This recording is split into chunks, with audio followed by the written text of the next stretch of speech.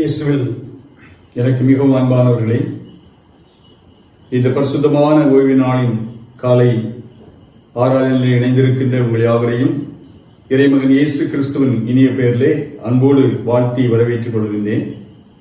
சென்ற நாளெல்லாம் ஆண்டவர் நம்மை கிருபையாய் காத்தார். அங்கும் இங்கும் நோய்கள் பரவி வருகின்ற இந்த கொடுமையான காலத்திலே இறைவன் நமக்கு அடைக்கலமும் பலனுமாயிருந்து நம்மை நடத்தி வந்தார். ஆண்டவரை போற்றுவோம். இதனாலும் ஆண்டுடைய கிருபையினாலே நீங்கள் இருக்கின்ற இடங்களிலேயே கடவுளை ஆராதிப்பதற்காக ஆயத்தப்படுகின்ற உங்கள் யாவரையும் மறுபடியுமாக நான் வாழ்த்துகின்றேன். இந்த தொழுகையில் இணைந்து என்னோடு கூட கர்த்தரை மகிமைப்படுத்துவோம். படுத்துங்கள். நாம் ஒருமித்து அவருடைய நாமத்தை உயர்த்துவோம். நாம் எந்த நிலையில் இருந்தாலும் இறைவன் நம்மோடு இருக்கின்றார், அவருடைய பிரசன்னம் நம்மத்தில் இருக்கின்றது என்ற சிந்தையோடு மிகவும் பயபக்தியோடும் பணிவோடும் இந்த ஆராதனையை பங்கு பெற உங்களை அன்போடு அழைக்கின்றேன். தொழுகைக்கு துவக்கமாக நாம் யாவரும் கடவுளை தொழுகிடுவோம். வாருங்கள்.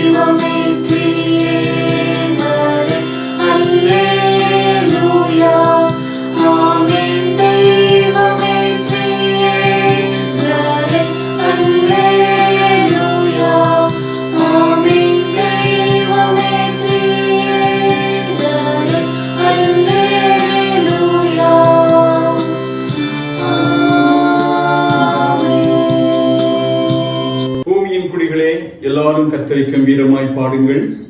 மகிழ்ச்சியோடே கர்த்தருக்கு ஆராதனை செய்து ஆனந்த சத்தத்தோடே அவர் சன்னதி முன் வாருங்கள். கர்த்தரே தேவன் என்று அறியுங்கள். நாம் அல்ல, அவரே நம்மை உருவாக்கினார். நாம் அவர் ஜனங்களும் அவர் மேய்ச்சல் நாடுகளுமாய் இருக்கிறோம். இது கர்த்தர் தோற்றுவித்த நாள், இதிலே களிகூர்ந்து மகிழ கடவோம். நம்மை உருவாக்கிய ஆண்டவர் திருமுன் பணிந்து குனிந்து முழந்தாள் படியிட கடவோம். வாருங்கள், ஜெபம் செய்வோமாக. மகா பரிசுத்தமும் மற்றற்ற கிருபையும் அளவற்ற அன்பு நிறைந்த எங்கள் நல்ல ஆண்டவரே, இரக்கமும் மன உருக்கமும் நீடிய சாந்தமும் தயவும் நிறைந்தவரே, உமது அருளால் சென்ற நாளெல்லாம் பாதுகாக்கப்பட்ட நாங்கள் இந்த நாளிலும் இந்த பரிசுத்த ஓய்வு நாளின் காலை தொழுகையிலே பங்கு பெறும்படியான பாக்கியத்தை ஆண்டவர் எங்களுக்கு தந்தீரே. அதற்காக தம்மை ஸ்தோத்திரிக்கின்றோம். இந்த சமூக வலைத்தளத்தின் முன்பாக அமர்ந்து ஆண்டவருடைய சமூகத்தை நோக்கி இறைவேண்டல் செய்கின்ற இந்த தொழுகையிலே பங்கு பெறுகின்ற அனைத்து திருச்சபை மக்களையும் இறை மக்களையும் ஆண்டவர் ஆசீர்வதிப்பீராக. இந்த ஆராதனையிலே நாங்கள் பாடுகின்ற பாடல்கள், படிக்கின்ற வசனங்கள், கேட்கின்றதான இறை செய்தி, ஏறெடுக்கின்ற இறை மன்றாட்டுகள், விண்ணப்பங்கள் எல்லாவற்றின் வழியாகவும் நாங்கள் ஆண்டவருடைய சத்தத்தை கேட்கவும் கடவுளுடைய பரிபூர்ணமான சுத்தத்திற்கு எங்களை ஒப்படைக்கவும் அருள் தாரும். இந்த தொழுகையில் இணைந்திருக்கிற அனைத்து மக்களையும் ஆண்டவர் தொடர்ந்து ஆசீர்வதித்தருளும். இந்த தொழுகையின் வழியாக வருகின்ற எல்லா துதியும் கனமும் மகிமையும் தமக்கே வரட்டும். எங்கள் ஆண்டவரும் எங்கள் மீட்பருமாம் இயேசு கிறிஸ்துவின் என்ப நாமத்தில் இவைகளை பணிந்து வேண்டுகின்றோம் நல்ல பிதாவே, ஆமென். நாம் யாவரும் தொழுகையினுடைய துவக்கத்திற்காக ஞான பாடல்களிலே 435வது பாடலை பாடுவோம். ஞான பாடல் 435, அருள் ஏராளமாய் பெய்யும் உறுதி வாக்குதுவே. 435வது ஞான பாடல்.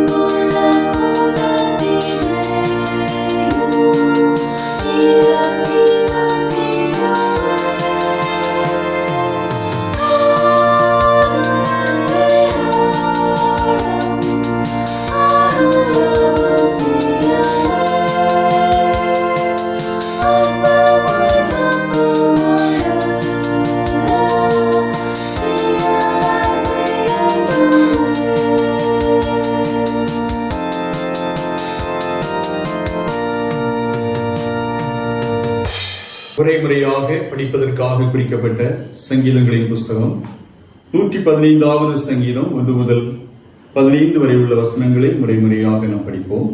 115வது சங்கீதம் 1 முதல். எங்களுக்கு அல்ல கர்த்தாவே, எங்களுக்கு அல்ல, உமது கிருபை நிமித்தமும் உமது சத்தியத்தின் நிமித்தமும் உம்முடைய நாமத்திற்கே மகிமை வரப்பண்ணும். அவர்களுடைய தேவன் இப்பொழுது எங்கே என்று புறஜாதிகள் சொல்வானேன். நம்முடைய தேவன் பரலோகத்தில் இருக்கிறார், தமக்கு சித்தமானவை யாவையும் செய்கிறார். அவர்களுடைய விக்கிரகங்கள் வெள்ளியும் பொன்னும் மனுஷருடைய கைவேலியுமாயிருக்கிறது. அவைகளுக்கு வாயிருந்தும் பேசாது, அவைகளுக்கு கண்கள் இருந்தும் காணாது, அவைகளுக்கு காதுகள் இருந்தும் கேளாது, அவைகளுக்கு மூக்கிருந்தும் முகராது, அவைகளுக்கு கைகள் இருந்தும் தொடாது, அவைகளுக்கு கால்கள் இருந்தும் நடவாது, தங்கள் தொண்டையால் சத்தமிடவும் மாட்டாது. அவைகளை பண்ணுகிறவர்களும் அவைகளை நம்புகிறவர்கள் யாவரும் அவைகளைப் போலவே இருக்கிறார்கள். இஸ்ரவேலே, கர்த்தரை நம்பு, அவரே அவர்களுக்கு துணையும் அவர்களுக்கு கேடகமாய் இருக்கிறார். ஆரோன் குடும்பத்தாரே, கர்த்தரை நம்புங்கள், அவரே அவர்களுக்கு துணையும் அவர்களுக்கு கேடகமாய் இருக்கிறார். கர்த்தருக்கு பயப்படுகிறவர்களே, கர்த்தரை நம்புங்கள், அவரே அவர்களுக்கு துணையும் அவர்களுக்கு கேடகமாய் இருக்கிறார். கர்த்தர் நம்மை நினைத்திருக்கிறார், அவர் ஆசீர்வதிப்பார். இஸ்ரவேல் குடும்பத்தாரை ஆசீர்வதிப்பார், அவர் ஆரோன் குடும்பத்தாரை ஆசீர்வதிப்பார். கர்த்தருக்கு பயப்படுகிற பெரியோரையும் சிறியோரையும் ஆசீர்வதிப்பார்.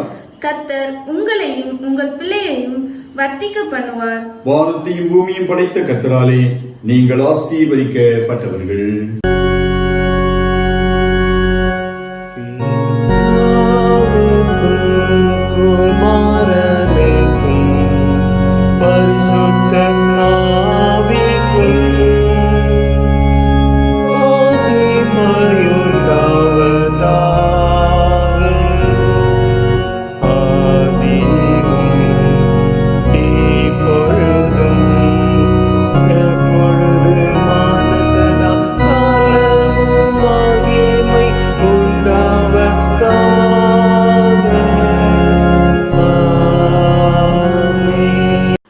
படிப்பதற்காக குறிக்கப்பட்ட நற்செய்தி பாடம் தூய லூக்கா என்பவர் எழுதிய நற்செய்தி நூல் 7வது அதிகாரம் 11ஆம் வசனத்திலிருந்து 17 வரை உள்ள கர்த்தருடைய வார்த்தைகளை வாசிக்க கேளுங்கள்.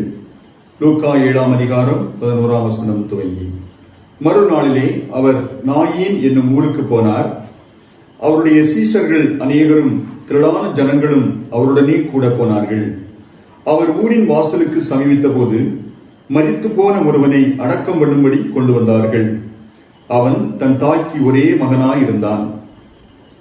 அவளோ கைம்பெண்ணாய் இருந்தாள்.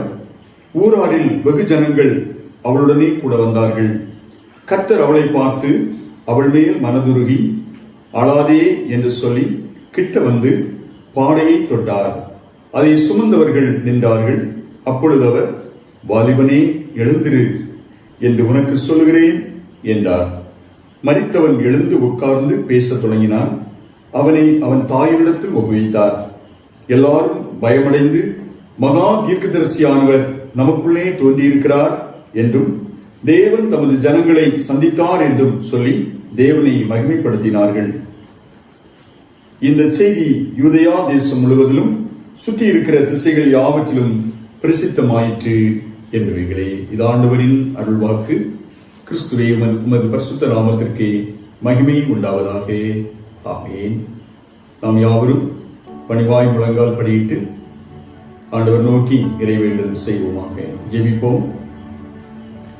மகா பரிசுத்தமும் கிருபையும் அன்பும் அருளும் நிறைந்த எங்கள் நல்ல ஆண்டவரே, அமைதியும் ஆசீர்வாதம் நிறைந்த இந்த ஓய்வு நாளின் காலை வேளையிலே ஆராதனைகள், ஆலய தொழுகைகள் அற்றுப்போன ஒரு சூழ்நிலையிலே நாங்கள் வீடுகளிலே இருந்தவாறு இருக்கின்ற நிலைகளிலே கடவுளை தொழுது கொள்ளும்படியாகவும் இந்த ஆராதனையிலே இணைந்து கொள்ளும்படியாகவும் ஆண்டவர் எங்களை ஒருமனப்படுத்தி கூட்டி சேர்த்து உமது அன்பை நினைத்து நாங்கள் ஆண்டவருக்கு ஸ்தோத்திரம் செலுத்துகின்றோம். ஆண்டவர் கடந்த நாளெல்லாம் எங்களை கண்மணி போல் பாதுகாத்து வந்தீர். ஆண்டவரே, பயங்கரமான ஆபத்துகளும் பலவிதமான இன்னல்களும் நிறைந்த உலகத்திலே நாங்கள் வாழ்கின்றோம் சாமி.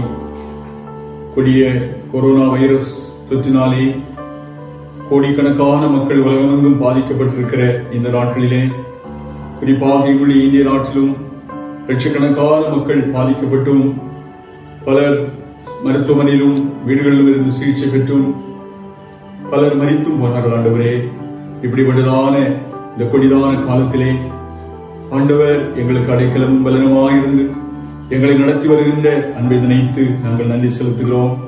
இதற்கு நாங்கள் பாத்திரவான்கள் அல்ல கர்த்தாவே, ஆனாலும் நீர் எங்கள் மேல் வைத்த உமது கிருபை எவ்வளவு பெரியது, ஆண்டவர் எங்களுக்கு பாராட்டின இரக்கம் எவ்வளவு பெரியது என்பதை நாங்கள் உணர்ந்து பணிவோடு உம்மை ஸ்தோத்திரிக்கின்றோம்.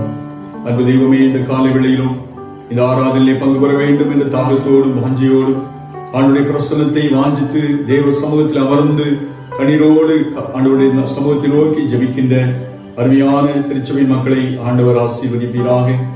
ஆண்டவரே, இந்த ஆராதனையிலே இணைந்திருக்கின்ற யாராய் இருந்தாலும் நம்முடைய பிள்ளைகள் ஒவ்வொருவரையும் ஆண்டவர் இந்த நேரத்திலே விசேஷமாய் தொடுகிறீர். ஆண்டவருக்கு நாங்கள் நன்றி தெரிவிக்கின்றோம். உங்களுடைய அற்புதமான தொடுதல் இந்த நேரத்திலே உங்கள் பிள்ளைகளை சந்திப்பதாக. கர்த்தர் அதிசயமாய் அற்புதமாய் விடுதலையாக்க வேண்டும் என்று ஜெபிக்கிறேன்ப்பா. எப்படிப்பட்டதான கட்டுகளோடும் எப்படிப்பட்டதான பலவீனங்களோடும் ஆண்டவரே வருத்தங்களோடும் சஞ்சலங்களோடும் கவலையோடும் கண்ணீரோடும் பலவிதமான மனபாரங்களோடும் மன பிரயாசங்களோடும் காணப்பட்டாலும் ஆண்டவர் உமது பிள்ளைகளை இந்த காலை நேரத்திலே அதிசயமாய் அற்புதமாய் தொடுகிறீர். உம்முடைய அற்புத தொடுதலால் அவர்கள் விடுதலை பெற்று தேவாசீர்வாதத்தை சுதந்திரித்துக் கொள்ள கிருபை தாருங்க. சரீரத்திலும் ஆவியிலும் ஆத்மாவிலும் ஆண்டவர் அருளுகின்ற மெய்யான விடுதலையை இந்த காலை நேரத்திலே வந்து பிள்ளைகள் பெற்றுக் கொள்வார்களாக சுவாமி. ஆண்டவரை அவர்களை கட்டியிருக்கின்ற எல்லா கட்டுகளிலிருந்தும், வியாதியின் பலவீனமான கட்டுகளிலிருந்தும், நோயின் கட்டுகளிலிருந்தும், பாவ கட்டுகளிலிருந்தும், பிசாசின் பிடியிலிருந்தும், தீமையின் பிடியிலிருந்தும், அசுத்தாவிகளின் பிடியிலிருந்தும், ஆண்டவரே மரண கண்ணிகளிலிருந்தும் நம்முடைய பிள்ளைகளை கர்த்தர் கிருபையாய் விடுவிக்க வேண்டும் என்று வேண்டிக் கொள்கிறேன். அப்பா, எந்த சூழ்நிலையில் இருந்தாலும் எங்கள் ஆண்டவர் உமது பிள்ளைகளை சந்திக்கின்றீர். அதற்காக தம்மை நன்றியோடு ஸ்தோத்திரிக்கிறோம், துதிக்கிறோம். நீர் சமீபத்திற்கு மாத்திரமல்ல, தூரத்துக்கும் தேவன் அல்லவோ. இந்த காலையிலே கர்த்தாவே, எந்த இடங்களில் இருந்து கொண்டு, எந்த தேசத்திலே இருந்து கொண்டு, எந்த மூலை முடுக்கில் இருந்து கொண்டு இந்த ஜபத்திலே வந்து பிள்ளைகள் இணைந்திருந்தாலும் ஆண்டவர் அவர்களை அதிசயமாய் தொடுகிறீர், அற்புதமாய் தொடுகிறீர். ஆண்டவருக்கு நாங்கள் நன்றி தெரிவிக்கின்றோம். உம்முடைய தொடுதலால் உமது பிள்ளைகளுடைய வாழ்க்கையில் பெரிய மாற்றங்கள் உண்டாகட்டும், அற்புதங்கள் நடக்கட்டும், அதிசயங்களை காணட்டும். நான் உன்னை அதிசயங்களை காணப்படுவேன் என்று சொன்னவரே, அன்பின் தேவனே, உமது பிள்ளைகள் அற்புத அதிசய செயல்களை கண்டு ஆண்டவருக்கு மகிமை செலுத்தும்படியான கிருபைகளை தாருங்க. இந்த காலை வேளையிலே கர்த்தாவே, எங்களுடைய இந்திய நாட்டிற்காக ஜெபிக்கின்றோம். எங்கள் தேசத்தின் குடிகள் எல்லாரையும் கர்த்தர் ஆசீர்வதிப்பீராக. தேசத்தின் மக்கள் மேல் உம்முடைய ஆசீர்வாதம் கடந்து வருவதாக. எங்களை ஆளுகின்றவர்கள், தேசத்தின் தலைவர்கள் ஆசீர்வதிக்கப்படுவார்களாக. ஆண்டவரே, அவர்கள் தெய்வ பயத்தோடும் கடவுளுக்கு பிரியமாகவும் மக்கள் மேலே கர்சனையாகவும் தங்களுடைய பணிவிடைகளை நிறைவேற்றட்டும். ஆண்டவரே, குறிப்பாக இந்த நோயின் கொடூரத்திலிருந்து மக்களை விடுவிக்க வேண்டும் என்று போராடுகின்ற எல்லா போராட்டத்திலிருந்தும் ஆண்டவரே, உமது பிள்ளைகளுக்கு விடுதலையை தாரும், வெற்றியை தாரும். வெகு சீக்கிரத்திலே நாங்கள் இந்த தீமையின் பிடியிலிருந்து விடுதலையாக்கப்பட்டு ஆண்டவருக்கு மகிமையாக, ஆண்டவருக்கு சாட்சிகளாக இந்த உலகத்திலே எழும்பி பிரகாசிக்கத்தக்கதாய் கர்த்தர் எல்லாருக்கும் கிருபை பாராட்ட வேண்டும் என்று ஜெபிக்கிறோம். ஆலய ஆராதனைகள் ஆண்டவரே, ஓய்வு நாள் ஆசரிப்புகள் சீக்கிரமாய் துவங்கட்டும். ஆண்டவரே, அதற்கு தடையாக இருக்கிற எல்லா தீமைகளும் தேசத்தை விட்டு மாறி போகட்டும் என்று நாங்கள் ஜெபிக்கின்றோம். எங்கள் இந்திய தேசத்தை ஆசீர்வதியும் அப்பா. தேசத்திலே அசைவாடுகிற ஆவியானவரே, கடந்து வாருங்க. தேசத்து மேல் அசைவாடுங்கப்பா. தேசத்திலே இருளில் சூழ்ந்திருக்கிற இடங்களிலே தெய்வீக வெளிச்சம் பிரகாசிக்கட்டும். ஆண்டவரே, காரிருள் அகன்று போகட்டும் ஐயா. மரண இருள் உமது பிள்ளைகளை விட்டு மறைந்து போகட்டும் ஐயா. தீமையின் பிடிகளிலிருந்து சிக்கி தவிக்கின்ற மக்கள் அதிலிருந்து விடுதலை பெறட்டுமே என்று நாங்கள் கண்ணீரோடு பாரத்தோடு கூட தேவ சமூகத்தை நோக்கி செபிக்கிறோம். கர்த்தர் விண்ணப்பத்தை கேட்கிறபடினா ஸ்தோத்திரம். அந்த பிள்ளைகளுக்கு விடுதலை தருகிறபடினா ஸ்தோத்திரம். திருச்சபையின் எல்லா குடும்பங்களை நாங்கள் நினைக்கிறோம் ஐயா. ஒவ்வொரு குடும்பங்களை ஆசீர்வதிப்பீராக. குடும்பங்களை தேவ சமாதானம் நிரம்பி வழியட்டும். பொருளாதாரத்திலே நலிவுற்றிருக்கிற பிள்ளைகள், ஆண்டவரே, வாழ்க்கையில் பிரச்சனையில் பலவிதமான தளர்வுகளோடு இருக்கிற மக்கள் அதிலிருந்து விடுதலை பெற கிருபை தாருங்கப்பா. பண நெருக்கடிகள், ஆண்டவரே, பொருளாதார நெருக்கடிகள், வேலையில்லாத திண்டாட்டங்கள், ஆண்டவரே, பலவிதமான பண வீழ்ச்சிகள், ஆண்டவரே, பொருளாதார வீழ்ச்சி, பயங்கரமான ஆண்டவரே வருமானங்கள் இழந்து போன சூழலில் காணப்படுகிற ஒவ்வொரு மக்களையும் நாங்கள் நினைக்கிறோம் ஐயா. புலம்பெயர்ந்த தொழிலாளர்களாக, ஆண்டவரே, பல்வேறு கடல்நிலை பணியாளர்களாக இருக்கிற பிள்ளைகள், ஆண்டவரே, அல்லாத காட்சிகளாக வாழ்கின்ற மக்கள் கண்ணீரோடும் கவலையோடும் தங்கள் வாழ்வை நடத்துவதற்கு பலவிதமான நிலைகளை போராடி கொண்டிருக்கிற பிள்ளைகளுடைய போராட்டத்தை என் தேவன் பார்க்கிறீரப்பா. அவர்களுக்கு வெற்றியை தாரும் ஆண்டவரே. உங்களுடைய பிள்ளைகளை கண்ணோக்கி பாரும் ஆண்டவருடைய கிருபை அவளை தொடட்டும், உடைய கிருபை அவளை தாங்கட்டும் ஐயா. இந்த காலையில ஒரு நம்பிக்கையோடு உமது பிள்ளைகள் ஆண்டவருடைய இரக்கத்தை பெற்று தேவாசீர்வாதமாய் வாழ்கின்ற காலங்களை காண கர்த்தர் தாமே கிருபை செய்ய வேண்டும் என்று நாங்கள் ஜெபிக்கிறோம். அன்பின் ஆண்டவரே, எங்களுக்கு நீர் தந்திருக்கிற ஆண்டவரே, எங்கள் தேசத்தின் மேல் ஒரு ஆசீர்வாதம் தொடர்ந்து தங்கியிருப்பதாக எங்களை ஆண்டவரே, எங்களுடைய திருச்சபைகளுக்காக ஜெபிக்கிறோம். அனைத்து உலக திருச்சபை, தென்னிந்திய திருச்சபை, எங்களுடைய குமரி பேராயத்துள்ள அனைத்து திருச்சபைகள், அனைத்து போதகர்கள், இறைப்பணியாளர்கள், இறைமக்கள், ஆண்டவரே, எங்கள் அன்புக்கும் பாசத்துக்குரிய பேராயத்துடைய பொறுப்பாளர்கள் அனைவருக்காக நாங்கள் ஜெபிக்கின்றோம் ஐயா. எல்லாரையும் கர்த்தர் ஆசீர்வதிப்பீராக. இந்த துன்பமான சூழ்நிலையிலே ஆண்டவரே, பல நிலைகளில் நாங்கள் அவதிப்பட்டுக் கொண்டிருக்கிறோம் ஐயா. எங்கள் வாழ்க்கையை ஆண்டவரே, எந்த நிலையிலும் ஆண்டவரை கைவிட மாட்டீர். ஆண்டவர்களை நடத்துவீர் நம்பிக்கையோடு கூட நாங்கள் பயணிக்க கிருபை தாருங்க. தொடர்ந்து எங்களுடைய பேராயத்தின் மேல் உமது ஆசீர்வாதம் இருக்கட்டும் ஐயா. திருச்சபைகள் மேல் உமது ஆசீர்வாதம் தங்கி இருக்கட்டும் ஆண்டவரே. எங்களுடைய திருச்சபைகள் ஆண்டவருக்காக எழுந்தி பிரகாசிக்கிற காலமாய் இந்த காலத்தை கர்த்தர் மாற்றுவீர்களாக. அன்பு தெய்வமே, உமக்கு நன்றி செலுத்துகிறோம். துன்பப்படுகின்ற, துயரப்படுகின்ற, அல்லல்படுகின்ற மக்களோடு எங்களை இணைத்துக் கொண்டு நாங்கள் உங்களுடைய திருப்பணி ஆற்றுகின்ற வாக்கியத்தை ஆண்டவரே, திருச்சபை மக்களாய்களுக்கு தாரும் அப்பா. நாங்கள் அவர்களோடு எங்களை இணைத்துக் கொண்டு துன்புகின்றவர்களோடு துன்பத்தை நாங்கள் ஏற்றுக்கொண்டு ஆண்டவரை அழுகின்றவர்களோடு அழுகின்ற பிள்ளைகளாய் அவருடைய பாகங்களை பகிர்ந்து கொள்ள ஆண்டவர் கிருபை தாருங்க. இந்த காலை நேரத்திலே அன்பும் பரிவும் மனதுருக்கமும் ஆண்டவர் இயேசுவை வெளிப்பட்டது போல எங்களுடைய வாழ்விலும் வெளிப்பட்டு அநேக மக்கள் ஆண்டவர் இயேசுவை அறிந்து கொள்வதற்கு வழிவகை செய்கின்ற அளவிலே எங்களுடைய வாழ்வு காணப்பட கர்த்தர் அருள் செய்ய வேண்டும் என்று ஜெபிக்கின்றோம். இந்த காலை ஆராதனையிலே ஆண்டவர் இருக்கின்ற இடங்களில் பங்கு பெறுகிற எல்லா மக்களையும் ஆசீர்வதிங்க. அவருடைய தேவைகள் எல்லாம் சந்திங்க ஆண்டவரே. உமது பிள்ளைகளுடைய குறைகள் எல்லாம் நிறைவாகட்டும். அவருடைய வேண்டுதல் கேட்கப்படட்டும். அவருடைய விருப்பங்கள் நிறைவேறட்டும். அவருடைய வாஞ்சைகள் நிறைவேறட்டும். கண்ணீர் துடைக்கப்படட்டும். கவலைகள் மாறட்டும். அன்பின் தெய்வமே, உம்முடைய திருக்காட்சி இந்த காலையில் எல்லாரும் பெற்று ஆண்டவருக்குள் மகிழ்ந்து கழிகூற கிருபை தாருங்க. உலக நாடுகளிலே இருக்கின்ற எல்லா இக்கட்டான சூழ்நிலையை கர்த்தர் மாற்றுங்க. ஆண்டவரே, குறிப்பாக எங்களுடைய நாட்டிலே காணப்படுகின்ற போர் மேகங்கள், அண்டை நாடுகளுக்கு எங்களுக்கு இருக்கின்ற போர் மேகங்கள் மறைந்து போகட்டும். ஆண்டவரே, எல்லையில் நிலவுகின்ற பதட்டங்கள் மாறட்டும். அன்பு தெய்வமே, போர் அபாயங்கள், போர் எச்சரிப்புகள் எங்கும் நினைத்துக் கொண்டே இருக்கிறது ஐயா. ஒருபுறம் இந்த கொரோனா வைரஸ் என்று சொல்லுகிற இந்த தொற்று நோய்க்கு எதிரான போராட்டம், இன்னொரு புறம் எதிரி நாடுகளுக்கிடையே இருக்கின்ற போராட்டங்கள்.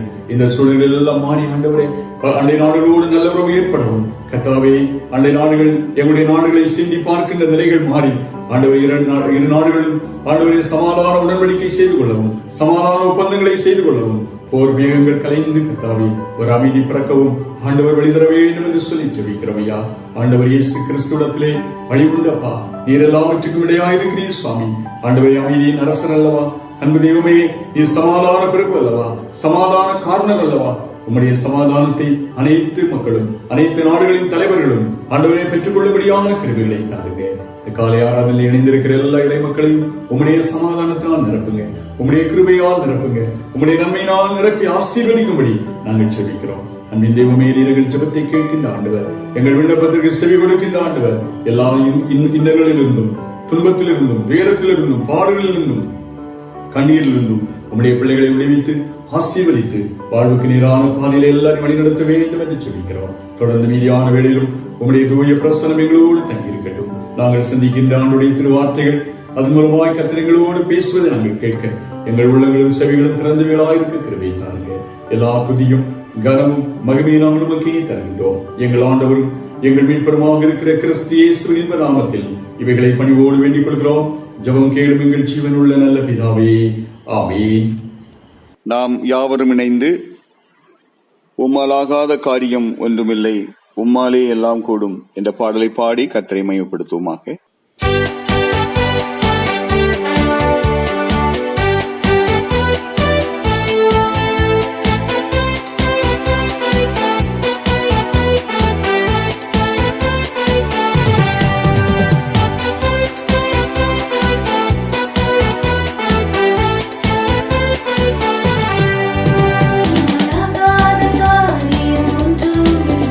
உம்மாலாகாத காரியம் ஒன்றுமில்லை,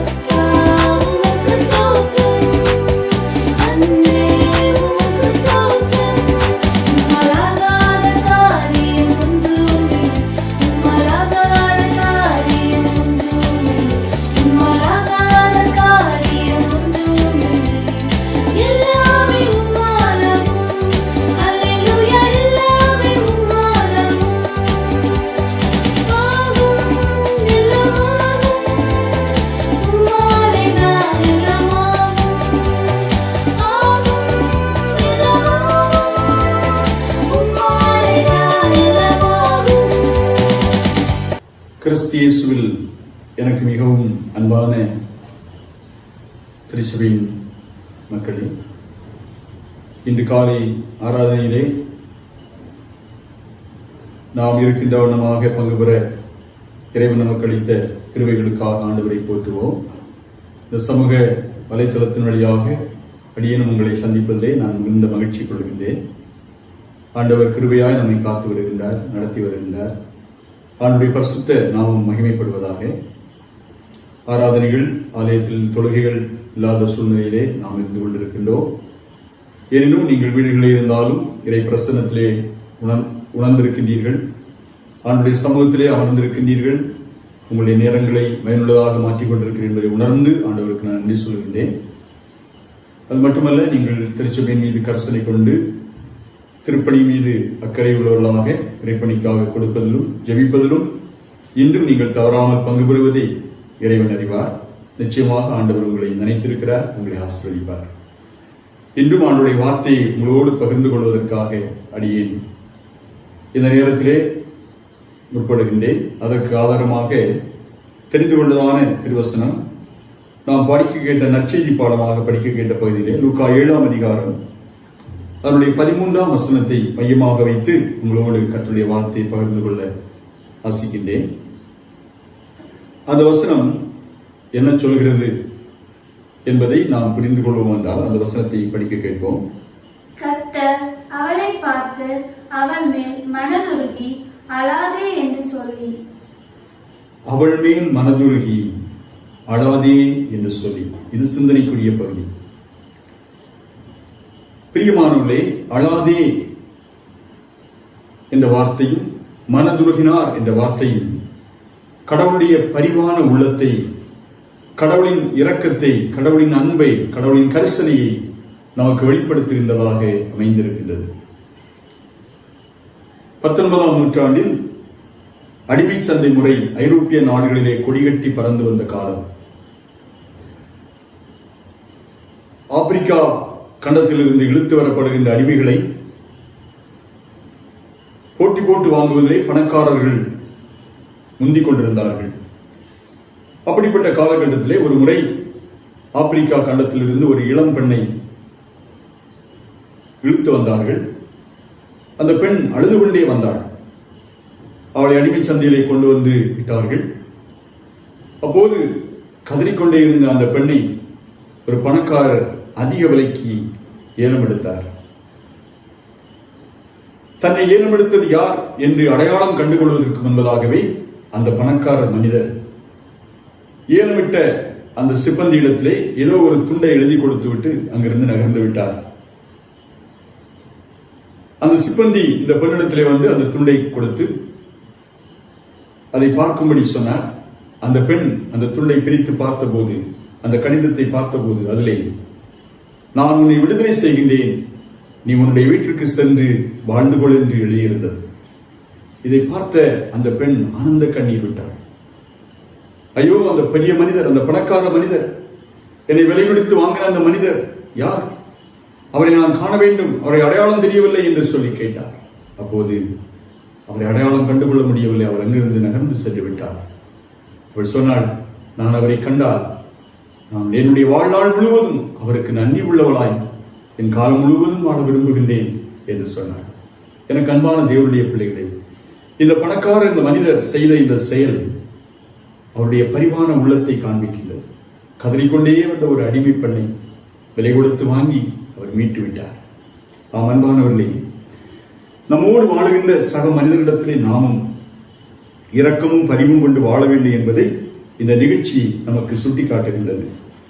நாம் வாசி கேட்ட நற்செய்தி பகுதியிலே கூட அருள்நாதர் இயேசு கிறிஸ்து நாயின் என்னும் ஊருக்கு போகிறார்.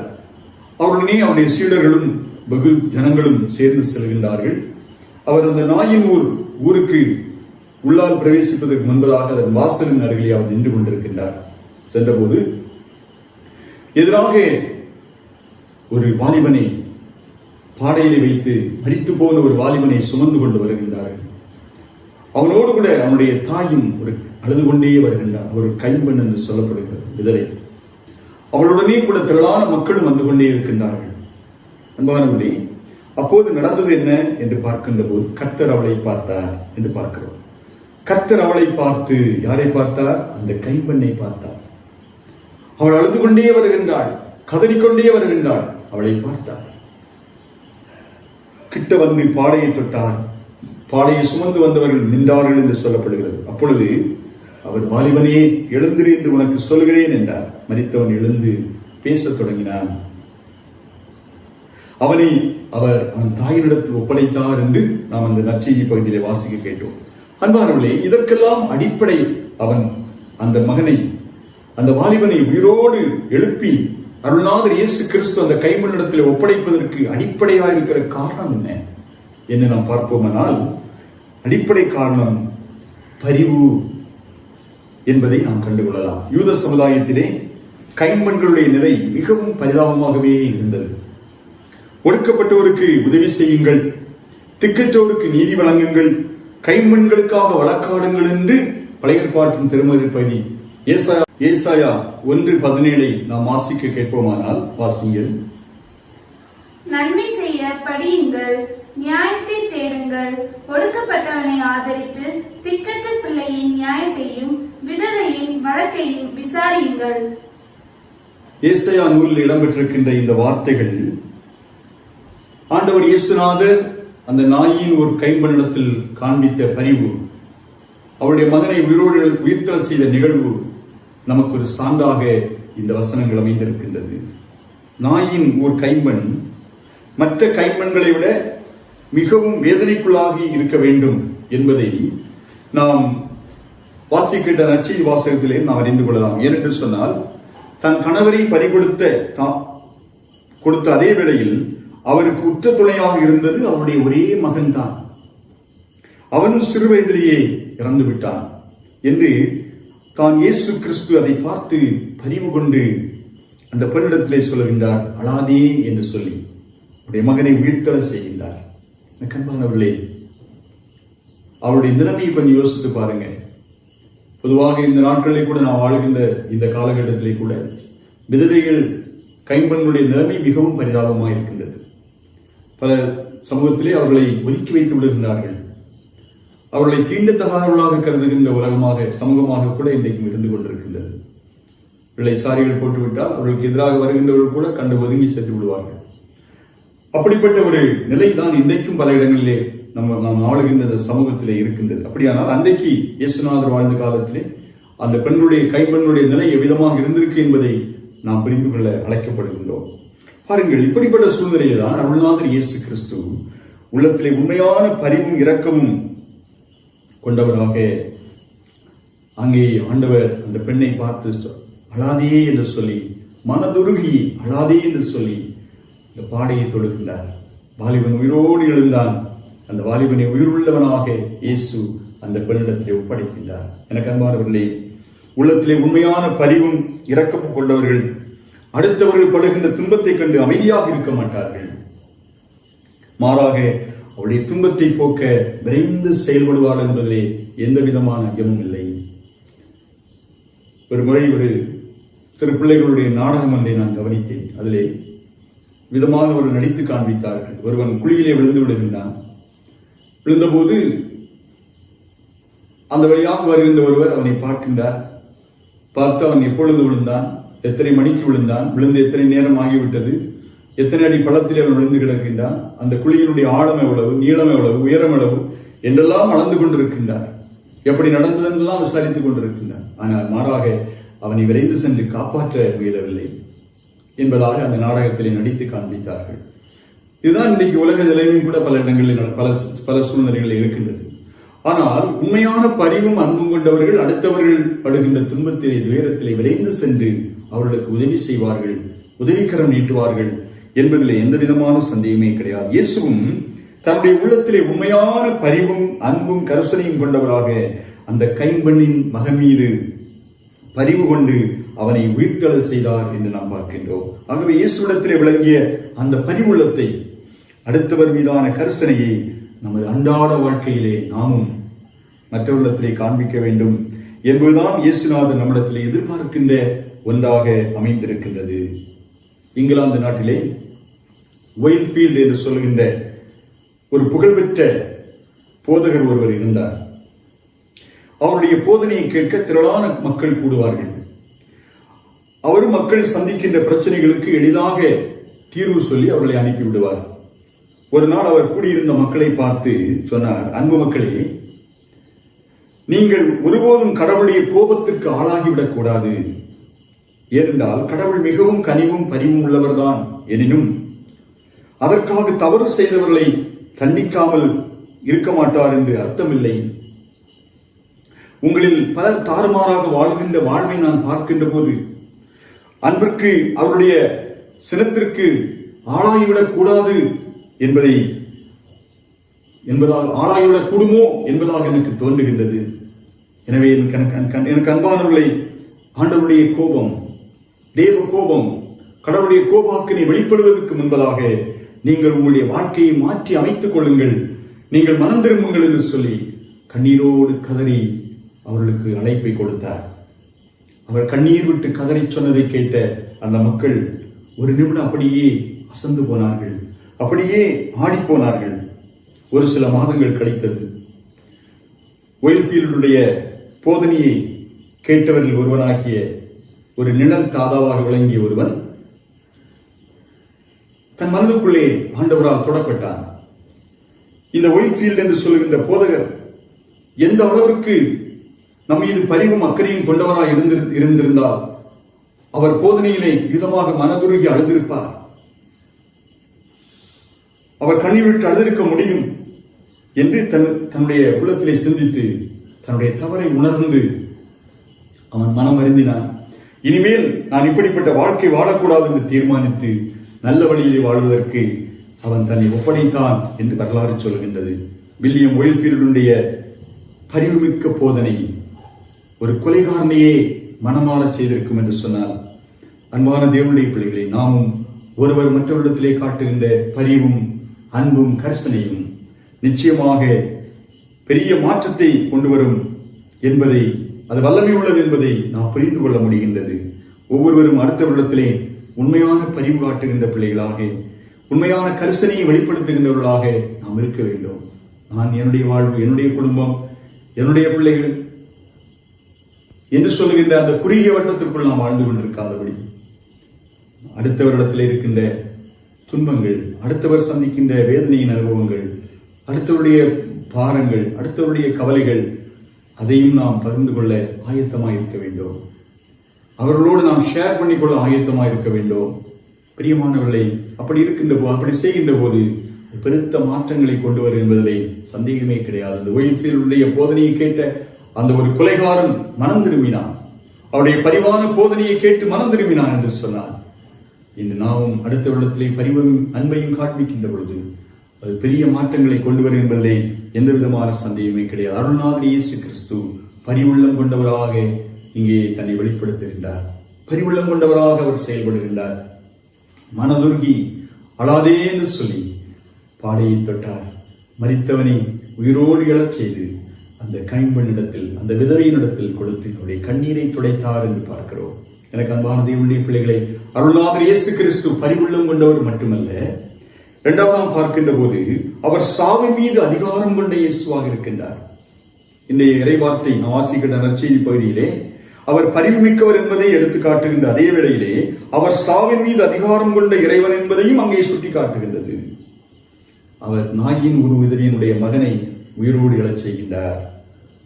தொழுகை கூட தலைவராக இருக்கின்ற யாவீரின் மகளை இயேசுநாதர் உயிரோடு எழச் செய்கின்றார். இறந்து 4 நாட்களான லாசருவை உயிரோடு எழச் செய்கின்றார். ஏன் இதற்கெல்லாம் முத்தாய்ப்பாக இறந்த இயேசு கிறிஸ்து தான் 3ஆம் நாளிலே உயிரோடு எழும்பினார். மரித்த இயேசு 3ஆம் நாள் உயிரோடு எழுந்தார் என்று நாம் பார்க்கின்றோம். அன்பான தேவனுடைய பிள்ளைகளை, புனித பவுலடிகளார் தன்னுடைய திருமுகத்தில் எழுதுகின்ற போது இயேசு கிறிஸ்துவினால் சாவு முற்றிலும் ஒளிந்தது என்று சொல்கின்றார். சாவுக்கு மேல் நமக்கு வெற்றி கிடைத்தது என்று சொல்கின்றார். சாவே உன் வெற்றி எங்கே, சாவே உன் கொடுக்கு எங்கே என்று கேட்கின்ற ஒரு நிலை இயேசு கிறிஸ்துவனுடைய உயிர்த்தெழுதலால் உருவானது. இயேசு கிறிஸ்து பரிவுள்ளம் கொண்டவர் மட்டுமல்ல, சாவின் மீது அதிகாரம் கொண்டவர். எனக்கு அன்பான தேவனுடைய பிள்ளைகளே, இயேசுவின் உயிர்ப்பு சாவின் மீது நமக்கு வெற்றியை கொண்டு வந்திருக்கின்றது. மரணத்தின் மீது நமக்கு வெற்றியை கொண்டு வந்திருக்கின்றது. 1 கொரிந்தியர் 15ஆம் அதிகாரம் 55ஆம் வசனத்தை நாம் வாசிப்போமானால் அந்த வசனத்தை படிக்க கேட்போம். மரணமே உன் கூர் எங்கே? பாதாளமே உன் ஜெயம் எங்கே? பாருங்கள், மரணமே உன் கூர் எங்கே? பாதாளமே உன் ஜெயம் எங்கே என்ற ஒரு நிலை உருவாவதற்கு காரணம் என்ன? இயேசு சாவை வென்றார். இயேசு கிறிஸ்துவுக்கு சாவின் மீது அதிகாரம் உண்டு. எனவே இறைமகன் இயேசு பரிவுமிக்க இறைவன் என்பதோடு மட்டுமல்லாமல் அவர் சாவின் மீது அதிகாரம் கொண்டிருக்கின்ற இறைவன் என்பதை, அந்த உண்மையை நாம் உணர்ந்து கொள்வது நல்லது. இன்றைக்கு பல நேரங்களிலே பிரியமான தேவனுடைய பிள்ளைகளே, இந்த உண்மையை நாம் உணராதபடினால்தான் பயப்படுகின்றோம். மரணத்தை கண்டு பயப்படுகின்றோம். சாவின் இருள் சூழ்கின்ற நேரத்திலே நாம் பயப்படுகின்றோம். இன்றைய உலகம் எங்கும் ஒரு விதமான பயம் நிலவிக் கொண்டே இருக்கின்றது. கொரோனா என்று சொல்கின்ற இந்த கொடிய வைரஸ் தொற்றினாலே மக்கள் பயந்து கொண்டிருக்கின்றார்கள். இந்த கொரோனா நமக்கு பல்வேறு பாடங்களை கற்றுத் தந்திருக்கின்றது.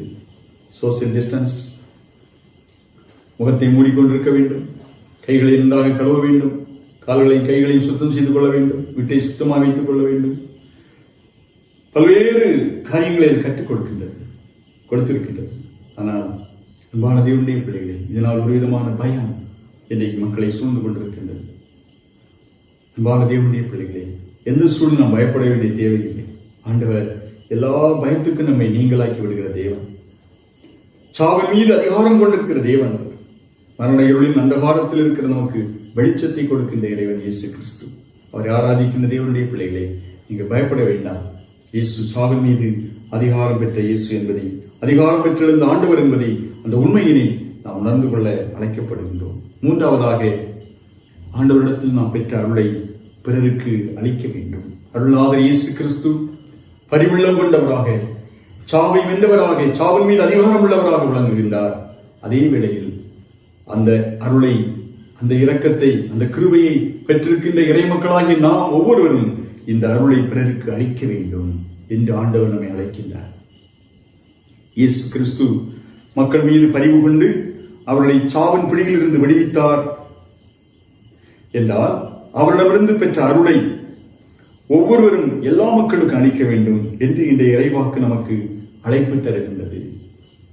பிரியமான தேவனுடைய பிள்ளைகளே, நாம் பெற்ற இன்பத்தை, நாம் பெற்ற மீட்பை, நாம் பெற்ற வாழ்வை, நாம் பெற்ற விடுதலையை, நாம் பெற்ற ஆத்ம சந்தோஷத்தை, நாம் பெற்றுக்கொண்ட நன்மைகளை பிறரோடு பகிர்ந்து கொள்ள வேண்டும், பிறருக்கு அறிவிக்க வேண்டும். இயேசுவிடமிருந்து நாம் பெற்றுக்கொண்ட எல்லா நன்மைகளையும், ஆசீர்வாதங்களையும், அருள் வளங்களையும் நாம் பிறரோடு பகிர்ந்து கொள்ள ஆண்டவர் நம்மை அழைக்கின்றார். அதற்காக தான் உங்களை ரட்சித்தார், அதற்காக தான் உங்களை அழைத்தார், அதற்காக தான் உங்களை முன்குறித்தார், அதற்காக தான் உங்களை தாயின் கருவிலே அவர் தெரிந்து கொண்டார், உங்களை காப்பாற்றினார். இல்லை என்றால் நாம் இதுவரைக்கும் உயிரோடு இருந்திருக்க முடியாது. மட்டும் நாம் வாழுகிறோம் என்றால் கர்த்தர் உங்கள் மீது வைத்திருக்கிற ஒரு நோக்கம் இன்னும் உண்டு. நாம் ஒவ்வொருவரும் ஆண்டவருடைய அருளை பிறருக்கு வழங்க வேண்டும், பிறருக்கு அறிவிக்க வேண்டும், சாட்சி பகர வேண்டும் இயேசுவுக்கு என்பதுதான் அவருடைய நோக்கமாக இருக்கின்றது. கலாத்தியர் 1:15 நாம் வாசிக்க கேட்போம். அப்படி இருந்தும் நான் என் தாயின் வயிற்றிலிருந்தது முதல் என்னை பிரித்தெடுத்து தம்முடைய கிருபையினால் அழைத்த தேவன். பாருங்கள், புனித பவுலார் இவ்வாறு கூறுகின்றார், தாயின் வயிற்றில் இருக்கும் போதே என்னை தமக்கென பிரித்தெடுத்த இறைவன், அவருடைய அருளால் என்னை அழைத்த இறைவன், தம்மை பற்றிய நற்செய்தியை பிற இனத்தாருக்கு அறிவிக்கும்படி எனக்கு வெளிப்படுத்த, தம்மை எனக்கு வெளிப்படுத்த சித்தமானார் என்று சொல்கிறார். கடவுள் எதற்காக அவருடைய அருளை தனக்கு கொடுத்தார்? கடவுள் எதற்காக தன்னை தனக்கு வெளிப்படுத்தினார் என்ற விவரத்தை இங்கே குறிப்பிடுகிறார். தாயின் வயிற்றிலே என்னை பிரித்தெடுத்தார் என்றால், அந்த அருளை பெற்ற நான் அந்த நற்செய்தியை பிற இனத்தாருக்கு அறிவிக்கும் பொருட்டாக கடவுள் தம்மை எனக்கு வெளிப்படுத்தினார் என்று சொல்கின்றார். எனக்கு அன்பான தேவனுடைய பிள்ளைகளை, புனித பவுலடிகளார் யூத மறையின் மீது கொண்ட பற்றுறுதியினாலே கிறிஸ்தவத்தையும், கிறிஸ்தவ மக்களையும், கிறிஸ்தவ சபைகளையும் அழித்துவிட வேண்டும் என்று மிகுந்த வைராக்கியமாய் செயல்பட்ட ஒரு மனிதர். அப்படிப்பட்ட ஒரு மனிதனை ஆண்டவர் தடுத்து ஆட்கொண்டு ஒரு புது மனிதனாக மாற்றுகின்றார். கடவுள் தமக்கு காட்டிய பேரன்புக்காக இயேசு கிறிஸ்து இறைவனுடைய மகன் என்று சொல்லி மக்களுக்கு அறிவிக்கின்றார். பாருங்கள், அன்பான தேவனுடைய பிள்ளைகளை, புனித பவுலை போன்று இறை மக்களாகி நாமும் பல்வேறு கடவுளுடைய அருளை பெற்றிருக்கின்றோம். பல்வேறு வாழ்வு நிலைகளிலே கடவுள் நம்மை ஆசீர்வதித்திருக்கின்றார். பல்வேறு நிலைகளிலே நம்மை ஆண்டவர் மேன்மைப்படுத்தி இருக்கின்றார். பல்வேறு நிலைகளிலே ஆண்டவர் நம்மை உயர்த்தி இருக்கின்றார். நமக்கு வாழ்வு வழங்கி இருக்கின்றார். அவருடைய அருளை பெற்ற நாம் ஆண்டவர் இயேசு கிறிஸ்துவை பிறருக்கு அறிவிக்கின்ற பிள்ளைகளாக, கிறிஸ்துவின் பொருட்டு வருகின்ற துன்பங்களை ஏற்றுக்கொள்கின்றவர்களாக, கிறிஸ்துவின் நற்செய்தியை பிறருக்கு நாம் அறிவிக்கின்ற பிள்ளைகளாக இந்த உலகத்திலே வாழ வேண்டும் என்பதை ஒருபோதும் மறந்து போய்விடவே கூடாது. கடவுளுடைய பரிவுள்ளம், சாவின் மீது அவர் கொண்டிருக்கிற அதிகாரம் நம்முடைய வாழ்வை மாற்றி இருக்கின்றது, நம்மை ஆசீர்வதித்திருக்கின்றது. அதே நேரத்தில் அந்த அருளை பெற்றிருக்கின்ற நாம் பிறருக்கு அதை வழங்குகின்ற பிள்ளைகளாக இருக்க வேண்டும் என்று இங்கே நாம் காண பார்க்கின்றோம். இதை புனித பவுலடிகளார் நமக்கு சொல்லும்போது அதுதான் சொல்லுகிறார். அதற்காகத்தான் கடவுள் என்னை தாயின் வயிற்றிலிருந்து பிரித்தெடுத்தார், தெரிந்து கொண்டார் என்று சொல்கின்றார். நாம் புனித பவுலாரை போன்று நாம் ஒவ்வொருவரும் கிறிஸ்துவனுடைய நற்செய்தியை அறிவிக்கின்றவர்களாக விளங்க வேண்டும் பிரியமா. ஆகவே இறைவனுக்கு நாம் செய்கின்ற கைமாறு அதுவாகத்தான் இருக்க வேண்டும். அவருடைய நற்செய்தியை நாம் அறிவிக்க வேண்டும். அவருடைய நற்செய்திக்கு நாம் சான்று பகர வேண்டும். இயேசுவுக்கு நாம் சான்று பகர வேண்டும். அதுதான் நாம் அவருக்கு செய்கின்ற கைமாறாக இருக்க முடியும். கிறிஸ்தவ திருமுறை சார்ந்து துண்டு பிரசுரங்களை விநியோகித்துக் கொண்டிருந்த ஒரு முதியவரை பற்றி செய்தி ஒன்றை படித்தேன். வயதான ஒரு முதியவர் ஒருவர் இருந்தார். ஒவ்வொரு நாள் ஞாயிற்றுக்கிழமையிலும் மக்கள் கூடி வருகின்ற சாலையின் ஓரத்தில் நின்று கொண்டு நற்செய்தி வாசகம், ஆண்டவர் இயேசுவை பற்றிய திருமறையின் வசனங்களை அச்சடித்த பிரசுரங்களை, துண்டு பிரசுரங்களை அவர் விநியோகம் செய்து கொண்டே வந்தார். இவ்வாறு ஒவ்வொரு நாளும் அதை செய்து கொண்டே வந்தார். ஆனால் அவரிடமிருந்து அந்த துண்டு பிரசுரங்களை பெற்றுக் கொண்டவர்கள் அதை வாசித்ததையோ அவர் பார்க்கவில்லை. பெற்றுக்கொண்டவர்கள் அப்படியே சிலர் தூரை போட்டுவிட்டு செல்வார்கள். சிலர் அவருடைய கண்ணதை வாங்கி அதை கிழித்து போட்டு விட்டார்கள். ஆகவே இது அவருக்கு மிகுந்த மன உளைச்சலை கொடுத்தது. ஒரு நாள் அவர் அந்த பணியை நிறுத்திவிட்டார். வீட்டுக்குள்ளேயே சென்று அடங்கி கிடந்தார். ஒரு சில மாதங்கள் கழிந்தது. மறுபடியும் ஒரு நாள் அவர் அதே சாலை வழியாக வந்து கொண்டே இருக்கின்றார். மக்கள் கூடுகின்ற அதே இடத்தில் நின்று தான் துண்டு பிரசுரங்களை விநியோகித்த அதே இடத்திலே வந்தபோது இன்னொரு வாலிபன், ஒரு இளைஞன் அங்கே நின்று ஏதோ துண்டு பிரதிகளை விநியோகம் பண்ணி கொண்டே இருப்பதை பார்த்தார். ஆச்சரியப்பட்டார். அவனுடைய அருகிலே சென்று, தம்பி, நீ என்ன செய்து கொண்டிருக்கின்றாய் என்று கேட்டார். அவன் சொன்னான், ஐயா, நான் திருமறை வாசகங்கள் அடங்கிய துண்டு பிரதிகளை விநியோகம் செய்து கொண்டிருக்கின்றேன் மக்களுக்கு. இதற்கு முன்னால் இதே இடத்தில் நின்று கொண்டு ஒரு முதியவர் இந்த பணியை செய்து கொண்டிருந்தார். ஆனால் இப்போது அவரை காணவில்லை. அவர் என்ன ஆனாரோ தெரியவில்லை. ஒருவேளை அவர் இறந்து விட்டார் என்று எண்ணுகின்றேன் என்று சொன்னார். உடனடியாக இந்த முதியவர் இந்த இடத்தில் நின்று துண்டு பிரசுரங்களை விநியோகம் செய்து கொண்டிருந்த அந்த முதியவர் அவர் நான் தான் என்று சொல்லி தன்னை வெளிப்படுத்தினார். அந்த வாலிபனுக்கு ஆச்சரியம். அப்படியே அந்த முதியவரை கட்டிப்பிடித்து முத்தமிட்டான். ஐயா, நீங்கள் விநியோகம் செய்த துண்டு பிரதியின் வழியாகத்தான் நான் மனம் திரும்பினேன். நான் இயேசுவை ஏற்றுக்கொண்டேன்.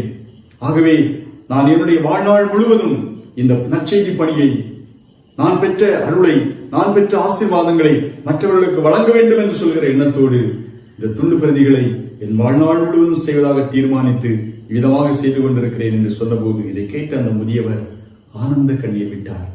எனக்கு அன்பான தேவனுடைய பிள்ளைகளே, ஒரு நாளும் நாம் ஆண்டவருடைய வார்த்தைகளை சொல்லுகின்ற போது, ஆண்டவருடைய பணியை செய்கின்ற போது அது வீணாக போகவே செய்யாது.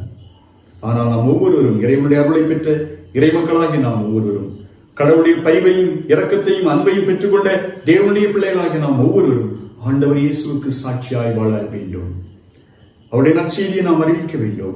எந்த விதத்திலாவது அறிவிக்க வேண்டும். எந்த வழியிலாவது நாம் சொல்ல வேண்டும். அதற்குதான் இறைவன் உங்களை தெரிந்து கொண்டார். அதற்குதான் சபையாக இறைவன் நம்மை அழைத்திருக்கின்றார் என்பதை நாம் மறந்து போய்விடவே கூடாது.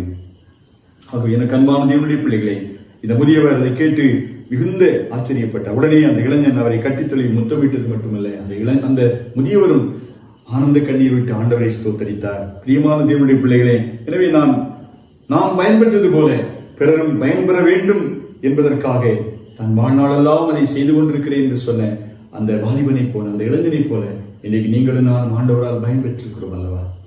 ஆண்டவர் நம்மை கிருபையாய் ரட்சித்தார் அல்லவா? நம்மை மீட்டுக் கொண்டார் அல்லவா? நாம் மற்ற மக்கள் மத்தியிலே, பிறர் மத்தியிலே அடுத்தவருக்கு நாம் எந்த அளவுக்கு நாம் பயன்படுகின்றோம், எந்த அளவுக்கு நாம் மற்றவர்களுக்கு பயனுள்ளவர்களாக வாழ்கின்றோம் என்பதை சற்று சிந்தித்து பார்க்க இந்த ஓய்வு நாளின் காலை வேளையிலே உங்கள் அன்போடு கேட்டுக்கொள்கின்றேன். அன்பான தேவனுடைய பிள்ளைகளை, கிறிஸ்துவிடத்திலே நாம் பெற்றுக்கொண்ட அவருடைய கிருபைக்கு ஏற்ப, அவருடைய ஆசீர்வாதங்களுக்கு ஏற்ப நாம் ஒவ்வொருவரும் நற்செய்தி பணியை செய்ய வேண்டும்.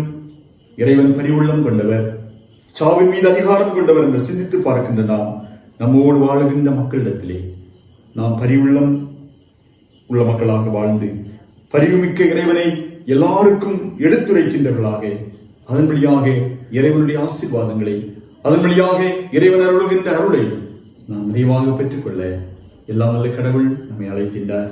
அவனுடைய அழைப்புக்கு நம்மை அர்ப்பணிப்போம். கடவுளுடைய பரிவையும் சாவன் மீது அவர் பெற்ற அதிகாரத்தையும் பெற்றிருக்கின்ற நாம் இதை மற்றவர்களுக்கு வழங்குவோம். அதன் வழியாக ஆண்டவர் மகிமைப்படுவார். அதன் வழியாக அவருடைய பரிசுத்த நாமம் மகிமைப்படும்.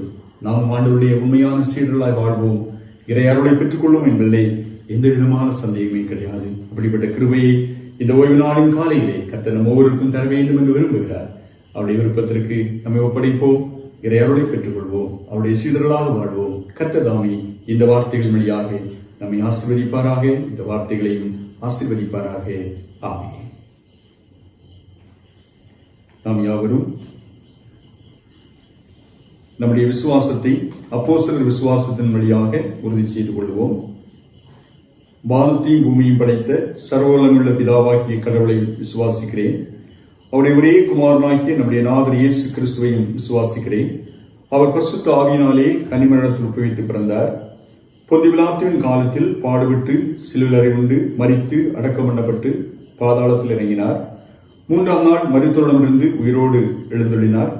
பரமண்டலத்திற்கு ஏறி சர்வவல்லமுள்ள பிதாவாகிய கடவுளின் வலதுபாசத்திலே வீற்றிருக்கிறார்.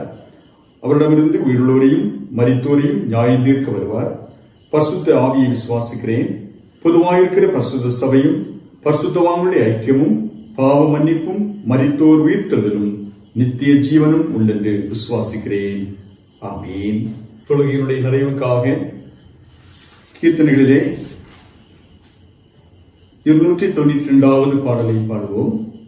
கீர்த்தனை 292. நம்பி வந்தேன் ஏசையா, நான் நம்பி வந்தேனே.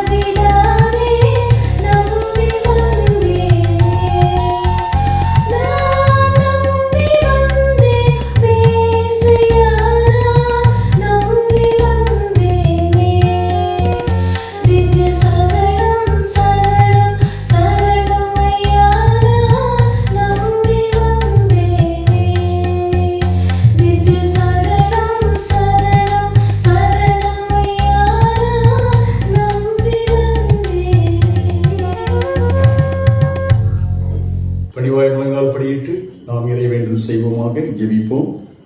கிருபை நிறைந்த எங்கள் அன்பின் கர்த்தாவே, நாங்கள் இந்த பரிசுத்தமான தொழுகையிலே இருக்கின்ற நிலையிலே பங்கு பெறும்படியான கிருபைகளை எங்களுக்கு தந்தீரே. அதற்காக தம்மை ஸ்தோத்திரிக்கின்றோம். இந்த நாளிலும் ஆண்டவர் எங்களுக்கு அளித்த உம்முடைய அருள் நிறைந்த வார்த்தைகளுக்காக தம்மை ஸ்தோத்திரிக்கின்றோம். வசனத்தை கேட்ட யாவர் மீதும் பரிசுத்த ஆவியானவர் இறங்கினீர் என்று வேதம் சொல்கிறது.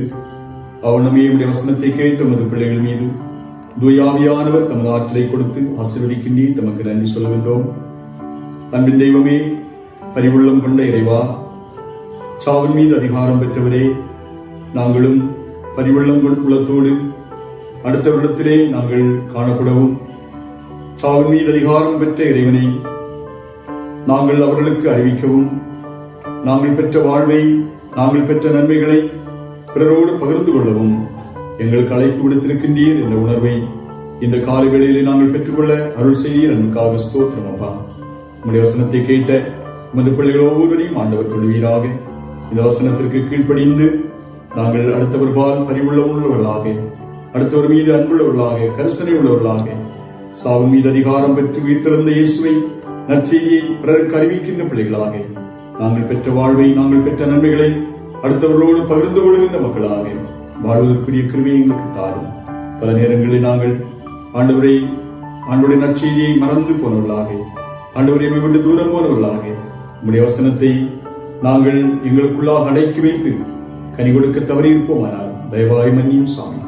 நாங்கள் பெற்ற வாழ்வு, நாங்கள் பெற்ற நன்மைகள் பிறருடைய வாழ்வோடும் பகிர்ந்து கொள்ள வேண்டும் என்பதை இந்த காலை ஆராதனையாக எங்களுக்கு உணர்த்தி காண்பித்ததற்காக ஸ்தோத்திரம். ஆவியானவரே, உமக்கு நன்றி செலுத்துகிறோம். அன்புள்ள இயேசு சுவாமி, உமக்கு நன்றி செலுத்துகிறோம். தந்தையாகிய கடவுள், குமாரனாகிய கடவுள், ஆவியாகிய கடவுள் மூலமாய், தேவாவியான மூலமாய் எங்களுக்கு தந்த எல்லா ஆசீர்வாதங்களுக்காய், நன்மைகளுக்காய் உமக்கு ஸ்தோத்திரம் செலுத்துகிறோம். இப்போது உம்முடைய வார்த்தைகளை கேட்ட ஒவ்வொரு பிள்ளைகளையும் ஆசீர்வதி. இந்த வசனத்திற்கு கீழ்ப்படிந்து ஆண்டவருக்கு சாட்சியாக நான் வாழ்வேன், ஆண்டவரின் உண்மை சீடனாக திகழ்வேன் என்று சொல்லி, ஆண்டவர் இயேசுவை நற்செய்தியாக அறிவிப்பேன் என்று சொல்லி தயாரெல்லாம் தங்களை ஒப்படைத்து இந்த காலையிலே ஜெபித்து ஆண்டவருக்கு தங்களை சமர்ப்பித்திருக்கிறார்களோ அத்தனை மக்களையும் ஆண்டவர் தம்முடைய பேரருளால் தொடுகின்றீர், உமது கிருபையினால் நிரப்புகின்றீர். ஸ்தோத்திரம். கருநாட்டிலே உமது பிள்ளைகள் அனைவருக்கும் ஆசீர்வாதம், சமாதானம், சுகமும், நன்மையும், நம்பிக்கை நிறைந்த நாட்களாக தந்து அனைவரையும் கரம்பிடித்து நடத்த வேண்டும் என்று ஜெபிக்கிறோம். கர்த்தாவே, வாதையும் கூடாரத்தை அணுகாது, பொல்லாங்குனுக்கு நேரிடாது என்ற வசனத்தின்படி உமது பிள்ளைகளை ஆண்டவர் பாதுகாத்துக் கொள்வீராக. உம்முடைய பாதுகாப்புக்கும் பராமரிப்புக்கும் ஆண்டவரே உங்களை ஒப்பு கொடுத்து ஜெபிக்கிறோம். எல்லா ஜனத்தோடும் உம்முடைய பேரருள் தங்கி இருக்கட்டும். எல்லா துதியும் கனமும் மகிமையும் நாங்கள் உமக்கே தருகின்றோம். எங்கள் ஆண்டவர் மீட்பெருமாம் இயேசு கிறிஸ்துவின் நாமத்தில் இவைகளை பணிவோடு வேண்டுகிறோம். எங்கள் ஜெபம் கேளும் ஜீவனுள்ள நல்ல பிதாவே, ஆமென். காலை தள்ளாட ஊரங்காது காப்பவர், காலை தள்ளாட ஓட்டார். வேலையில் நீண்டிச வேலரை காத்தவர், வேலையில் நீண்டிச வேலரை காத்தவர். காலையும் மாலையும் கண்ணுறங்காரவர், கண்களை ஏறெடுப்பே. மாமேறு மேராயின் கண்களை ஏறெடுப்பே. இறையாசி. கர்த்தர் உங்களை ஆசீர்வதித்து உங்களை காக்க கடவர். கர்த்தர் தமது முகத்தை உங்கள் மேல் பிரசன்னமாக்கி உங்கள் மேல் கிருபையாயிருக்க கடவர். கர்த்தர் தமது முகத்தை உங்கள் மேல் பிரசன்னமாக்கி உங்களுக்கு சமாதானம் கட்டிட கடவர். நமது ஆண்டவரும் நமது இரட்சகருமாயிருக்கிற இயேசு கிறிஸ்துவின் கிருபையும் தந்தையாகிய கடவுளின் அன்பும் தூய ஆவியானவருடைய திருவுறவும் உங்கள் அனைவரோடும் என்றும் நிறைவாய் தங்கியிருப்பதாக.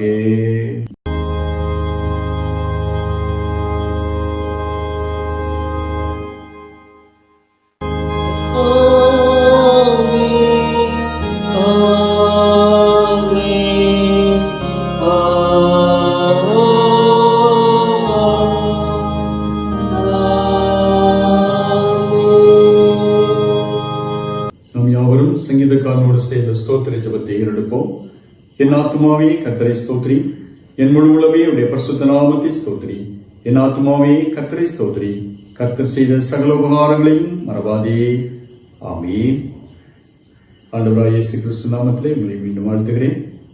கர்த்தர் தாமே உங்கள் அனைவரையும் ஆசீர்வதிப்பாராக. ஆமென்.